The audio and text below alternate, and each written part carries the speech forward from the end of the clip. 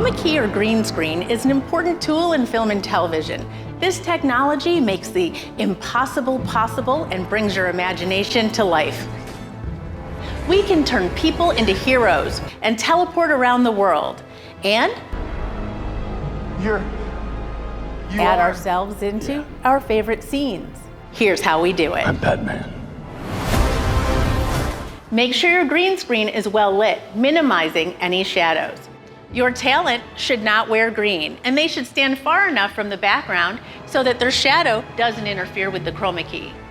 Once you have your footage, let's put it in Premiere. Drag and drop your footage on the Video 2 layer. Grab your Ultra Key effect and place it on your green screen clip. Using the dropper, select the green color in your video.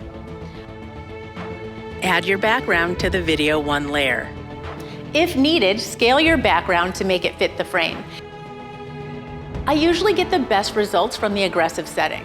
If you need to clean up your background, use the sub-menu under Matte Generation and adjust the settings. And you may want to add a blur to the background for the illusion of depth of field.